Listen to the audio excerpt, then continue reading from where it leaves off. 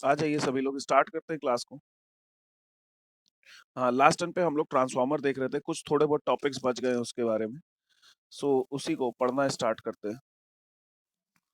ठीक, ट्रांसफॉर्मर के बारे में। ट्रांसफॉर्मर, ठीक, ट्रांसफॉर्मर के बारे में पढ़ना स्टार्ट करते हैं। ठीक, सबसे पहला हम लोगों ने यहाँ पे ट्रांसफॉर्मेशन रेशियो पढ़ा था। ट्रांसफॉर्मेशन रेशियो, ट्रांसफॉर्मेशन रेशियो को हम लोग जानते हैं। ट्रांसफॉर्मेशन रेशियो क्या होता है? के होता है, के की वैल्यू होती है हमारे पास। ट्रांसफॉर्मेशन रेशियो के होता है, के की वैल्यू होती है एनएस अपॉन एनपी। और यहीं पे हम लोगों ने पढ़ा था secondary voltage upon primary voltage, ये पढ़ा था पिछले टर्न पे। आज इसी के आगे पढ़ने जा रहे हैं और एक दो न्यूमेरिकल्स लगाने हैं। ठीक है, दूसरी बात, हमें पता है पावर, इनपुट में जितनी पावर है उतनी ही आउटपुट में पावर रहेगी। पावर का फॉर्मूला होता है VI, input current into input voltage is equals to output current into output voltage. हम लोग यहां से लिख सकते हैं ES upon EP is equals to IP upon IS। यानी कि यहाँ पे अगर हम लोग वैल्यू लगाएं तो वैल्यू बन जाएगी K is equals to IP upon IS is equals to ES upon EP। Current उल्टा होता है, वोल्टेज का रेशियो सीधा होता है।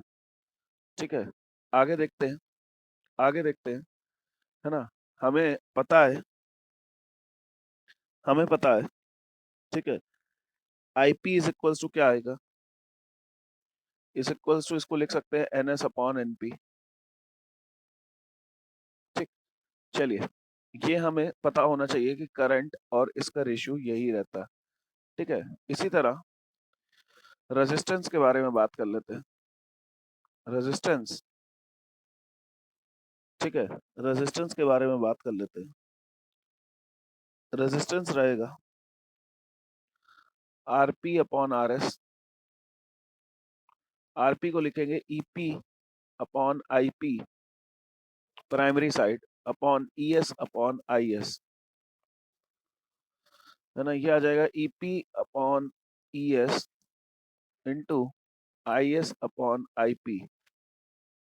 EP अपॉन ES को क्या लिखेंगे, NP upon NS। IS upon IP को क्या लिखेंगे, ये भी यही लिखेंगे। तो हम लोग कह सकते हैं primary resistance upon secondary resistance is equals to NP upon NS का whole square, that is 1 upon K का स्क्वायर। ठीक है, तो ये बेसिकली हमें तीन फॉर्मूले यहाँ पे याद रखने। सबसे पहला तो ये, दूसरे नंबर पे ये। ठीक, अब एक और क्वेश्चन देख लेते हैं, एक और फॉर्मूला हमें यहाँ पे जानना है। ठीक है, एफिशिएंसी, एफिशिएंसी ऑफ ट्रांसफार्मर। कभी कभी क्या होता है कि ट्रांसफार्मर 100% एफिशिएंट नहीं होते, कुछ एनर्जी का क्या हो जाता है, लॉस हो जाता है। क्या हो जाता है, कुछ एनर्जी का लॉस हो जाता है। Efficiency is equals to output power, power upon input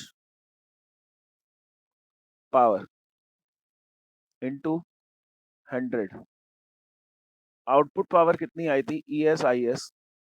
input power कितनी आई है, EP/IP into 100। This is called efficiency. Basic basic चीजें तैयार करनी है। ठीक है, EMF इंड्यूस्ड हम लोगों ने निकाली। ठीक, उससे करंट निकाला, करंट से रेजिस्टेंस निकाला। कुल मिला के समरी लिख रहा हूँ यहाँ पे, क्या क्या लिखना है आपको याद करना है। समरी लिख रहा हूँ। ठीक है, समरी में जरा देखिए ध्यान से। सबसे पहले समरी में हम लोग यहाँ पे लिखने वाले हैं, क्या लिखने वाले हैं, ई हम लोग सबसे पहले लिखने वाले के होता है NS अपॉन NP, ये होता है ES अपॉन EP, ये होता है IP अपॉन IS। ये बात आपको ध्यान रखनी है सबसे पहले तो।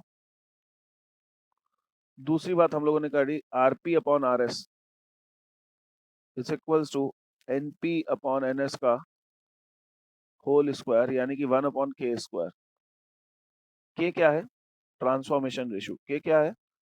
Transformation transformation ratio.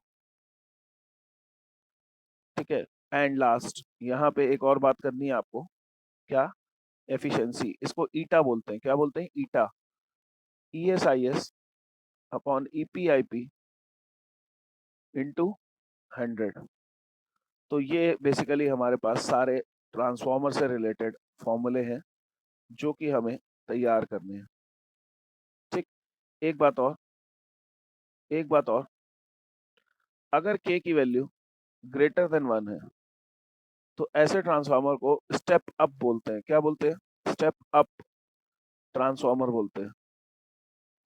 Step up का मतलब है सेकेंडरी वोल्टेज। अगर देखो के होता है NS upon NP greater than 1, तो ये आ जाएगा NS is greater than NP, यानी कि आपने कम वोल्टेज लगाई थी, ज्यादा वोल्टेज बन गई, है ना? ज्यादा वोल्टेज मिलना, तो ऐसे वाले ट्रांसफार्मर को क्या बोलते हैं? स्टेप अप ट्रांसफार्मर बोलते हैं।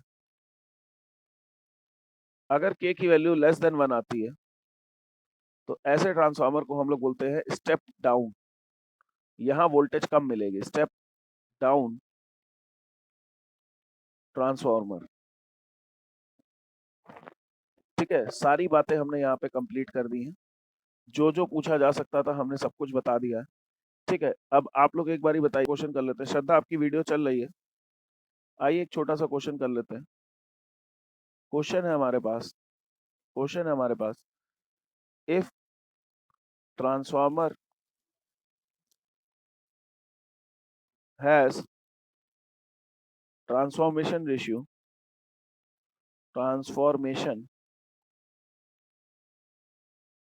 Ratio, if transformer has transformation ratio of transformation ratio of 200:1,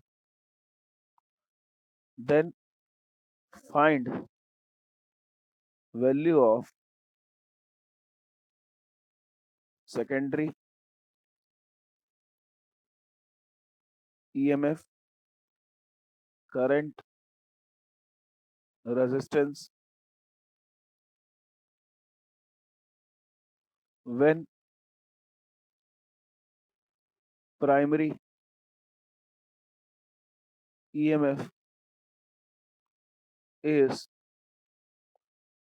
two when primary EMF is 2000 volts, current is 1 ampere। ठीक है। प्राइमरी EMF इज 200 वोल्ट लिखो। ठीक है, 20 वोल्ट लिख लो। Current is 1 ampere and resistance इन दोनों को डिवाइड करके आ जाएगा। Resistance is 20/1, that is 20 ohm. आपको सेकेंडरी सब कुछ बताना है। बता दीजिए ऊपर फॉर्मूले। आइए सॉल्व कर देते हैं इसको। इतना बड़ा सवाल तो था नहीं जितनी देर आप लोगों ने ले ली है। ठीक है। यहाँ पे के की वैल्यू दे रखी है 2000/1, ये होगा NS अपॉन NP, ये होगा ES अपॉन EP, ये होगा IP अपॉन IS। चलो NS कितना है? यहाँ पे 200/1 is equals to ES, secondary निकालना है, प्राइमरी 20 दे रखा है। IP, IP कितना दे रखा है? IP दे रखा है 1 एम्पियर। IS निकालना है। पहले इन दोनों को सॉल्व करते हैं तो ES की वैल्यू आ जाएगी 4000 वोल्ट इन दोनों को सॉल्व करिए, IS की वैल्यू आ जाएगी 1/200, दैट इज 0.5 इंटू 10⁻², यानी कि 5 इंटू 10⁻³ एम्पियर। ES आ गया, IS आ गया, R निकाल सकते हैं ES/IS से। ठीक है, चाहो तो दूसरा फॉर्मूला भी लगा सकते हो।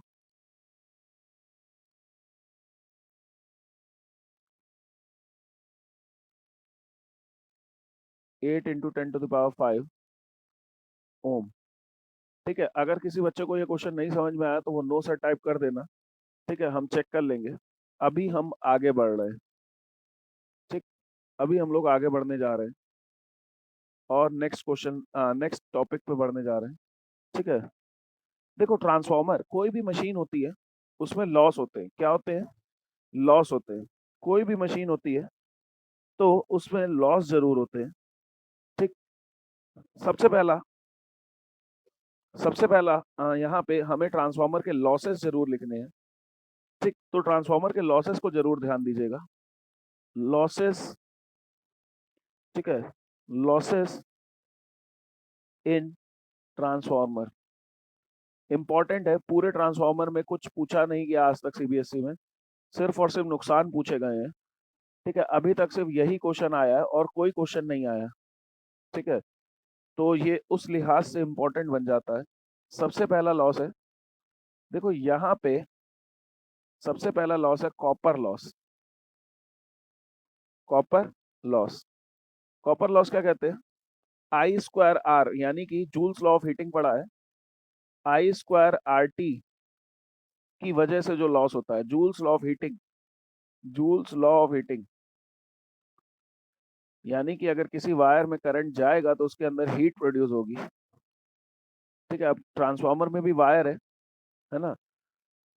तो जब भी वायर में करंट जाएगा हीट प्रोड्यूस होगी। तो हीट की वजह से यहाँ पे क्या हो रहा है? नुकसान हो रहा है, लॉस हो रहा है एनर्जी का। इसी को हम लोग क्या बोलते हैं? कॉपर लॉस बोलते हैं। बात समझ में आ रही है? इसको थ्योरी में पूरा नहीं लिखवा रहे हैं, बस इतना जान लो कॉपर लॉस क्या होता है। वायर में जब भी करंट जाता है तो उसके अंदर हीट होती है और हीट को ही हम लोग कॉपर लॉस बोलते हैं। दूसरा लिखते हैं, ठीक है, दूसरा लिखते हैं हमारे पास आयरन लॉस। आयरन लॉस, लोहे में नुकसान हो गया, है ना? आयरन लॉस को आपको साधारण भाषा में बताएं तो AD current loss. AD current loss, देखो अब बार बार फ्लक्स चेंज होगा तो सॉलिड, सॉलिड में यहाँ पे एनर्जी, ये गर्म होगा और एनर्जी लूज करेगा। इसी को हम लोग एडी करंट लॉस बोलते हैं। एडी करंट जानते हो? किसी को याद है कि सॉलिड कंडक्टर में जो करंट इंड्यूस होता है उसी को हम लोग एडी करंट बोलते हैं। ठीक है, और एडी करंट की वजह से वहां पे हीट प्रोड्यूस होती है और इसी हीट को हम लोग आयरन लॉस की कैटेगरी में डालते हैं। ठीक है, इसी हीट को हम लोग क्या कहते हैं? आयरन, एडी करंट की, आयरन लॉस की कैटेगरी में डालते हैं। तीसरा लिख लेते हैं, तीसरा लिख लेते हैं। ठीक है, leakage of flux, leakage of flux. और चौथा लिख लेते हैं हमिंग लॉस। हमिंग, हमिंग मतलब समझ लो कि ये बैठे बैठे चलते चलते गूं आवाज करेगा ना, आवाज में भी इसकी एनर्जी नुकसान होगी। तो उसको हम लोग कहाँ जोड़ते हैं, है ना? ड्यू टू हमिंग नॉइस, यहाँ पे क्या हो जाता है? हमिंग लॉस होता है। ये चार तरीके के लॉस हैं जो आपको पढ़ने हैं। ठीक है, सबसे पहला, तार में करंट जा रहा है तो तारों में लॉस। दूसरा, ये जो इसका कोर है, कोर में जब इसको फ्लक्स चेंज होगा, ये लोहा है, ये लोहे में जब फ्लक्स चेंज होगा तो ये लोहा में फ्लक्स चेंज होगा तो यहाँ पे करंट बनेंगे और करंट की वजह से यहाँ पे क्या होगा? यहाँ पे हीट प्रोड्यूस होगी, एनर्जी का लॉस होगा। इसी को हम लोग एडी करंट लॉस की कैटेगरी में डालते हैं। को यहाँ पे एक नोट पॉइंट बना लो, इंपॉर्टेंट है ये, है ना? In order to reduce, reduce eddy current loss, in order to reduce eddy current loss, in order to reduce eddy current loss, core of the transformer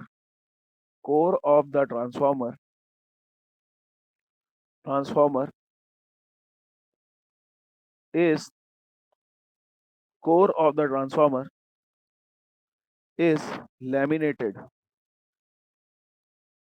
into thin sheets. बेटा जब भी transformer का core बनाते हैं ना, तो देखो जो कोर बनाते हैं, आपने देखा होगा यहाँ पे पतली, अगर किसी ने कभी ट्रांसफार्मर असली में देखा है, तो जो ट्रांसफार्मर का कोर बनता है ना, है ना, जो ट्रांसफार्मर का कोर बनता है उसमें बहुत सारी पतली पतली पतली पतली शीट्स लगी होती है। इसी को हम लोग लैमिनेटेड कोर बोलते हैं। पतली शीट से क्या होगा कि यहाँ पे एडी करंट का लॉस क्या हो जाएगा, कम हो जाएगा। यहाँ पे एडी करंट का लॉस क्या हो जाएगा, कम हो जाएगा। चलिए यहाँ एसी जनरेटर, ये 10th क्लास में सबने पढ़ा है,